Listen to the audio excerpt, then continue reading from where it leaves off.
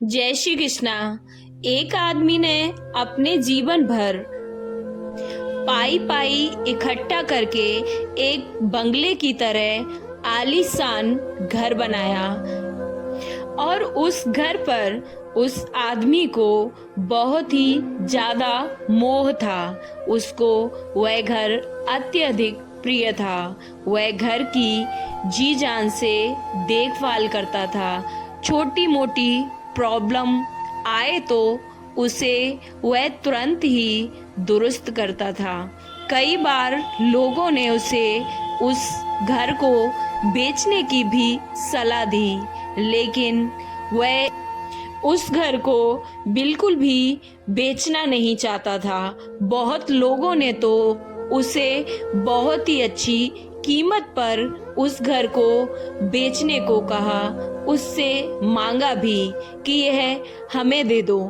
उसका खुद का बेटा भी अच्छी कीमत मिलने से उस घर को बेचने के लिए कई बार तैयार भी था, लेकिन वो आदमी कभी भी उस घर को छोड़ने के लिए तैयार नहीं था।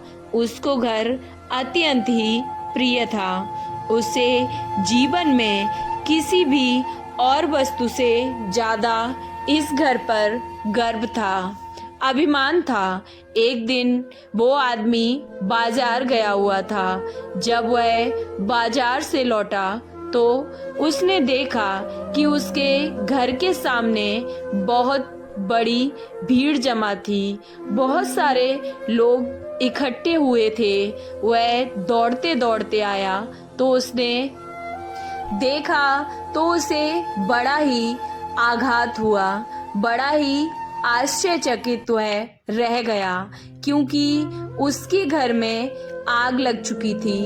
अपने सबसे प्यारे घर को ऐसे आग में वह जलते हुए देखकर वह अधमरा सा हो गया था। उसको अब कुछ भी समझ नहीं आ रहा था कि वह क्या करे और क्या ना करे। उसने निर्णय लिया कि अगर उसका घर नहीं रहेगा तो अब वह भी नहीं रहेगा। अब वह घर के बिना जीना नहीं चाहता था। वह भी उसी जलते हुए घर में अपनी जान देगा। यह सोचकर वह अपने घर की ओर चल दिया। अपने दुख में जब वो आदमी जलते हुए घर में जाकर अपनी जान देने गया, तब वहां तमाशा देख रहे लोगों में से एक ने उसे रोक लिया और उसे कहा कि क्यों बेवजह अपनी जान देना चाहते हो, क्योंकि अब यह घर तुम्हारा नहीं है। एक दिन पहले ही तुम्हारे बेटे ने इस घर का सौदा किसी और के साथ कर दिया था। अब तुम्हारा घर ये नहीं रहा है। क्यों तुम इस घर के लिए इतना परेशान हो रहे हो? जैसे ही उस आदमी ने इस बात को सुना और उसे पता चला कि उसका घर बिक चुका है, उसका सारा दुख खत्म हो गया। अब वह आदमी भी बाकी लोगों की तरह खड़े होकर उस घर के जलने का तमाशा देखता रहा। जब वहां पर उस आदमी का बेटा आया तो वह आदमी अब अपने बेटे के पास जाकर उससे कहने लगा, जरूर मैंने पिछले जन्म में कोई बड़े ही पुण्य किए होंगे जो तुम्हारे जैसा बेटा मुझे मिला है। पिता की यह बात सुनकर अब बेटा भी अत्यंत ही आश्चर्य में पड़ गया। फिर पिता ने कहा, अगर तुमने इस घर को सही समय पर बेच न दिया होता तो आज मेरी भी जान चली जाती। तुमने इस घर को सही समय पर बेचकर मेरी भी जान बचा ली है बेटा। अपने पिता को जीवन दान दिया है। बाप की बातें सुनकर बेटे का मुंह उतर गया और उसने बड़े ही दुख के साथ कहा कि पापा, मैं इस घर का सौदा करने के लिए जरूर गया था, लेकिन अभी इस घर का सौदा पक्का नहीं हुआ था और मैं बगैर सौदा किए ही वापस घर लौट आया था। अब उस आदमी को यह बात सुनते ही आदमी का दिल फिर से बैठ गया। वह अपना सर और छाती पीट पीट कर फिर से रोने लगा। अब वह कहने लगा कि मैं बर्बाद हो गया।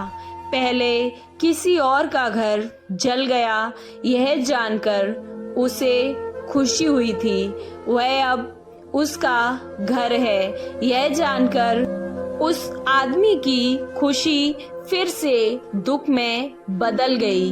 हम बहुत अच्छी तरह से समझ सकते हैं कि दुख का कारण किसी भी चीज को अपना मानना होता है, और जब कोई चीज अपनी है और वह हमें छोड़कर चली जाती है तो बहुत दुख होता है। लेकिन अगर हम वह चीज किसी और की है यह सोचते हैं और उसके साथ कुछ भी हो जाए तो हमें दुख नहीं होता है।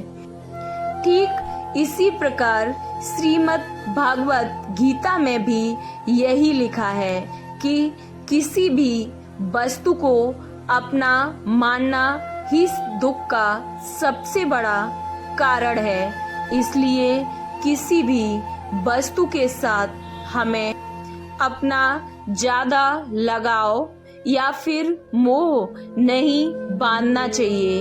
अगर हम ऐसा कर सकें तो हमें जीवन में कभी भी दुख भी नहीं होगा और जीवन भी अत्यंत ही सुखमय हो जाएगा। अगर आपको ये कहानी अच्छी लगी तो कमेंट बॉक्स में जय श्री कृष्णा अवश्य लिखें। वीडियो को लाइक, चैनल को सब्सक्राइब करना ना भूलें। जय श्री कृष्णा, राधे राधे।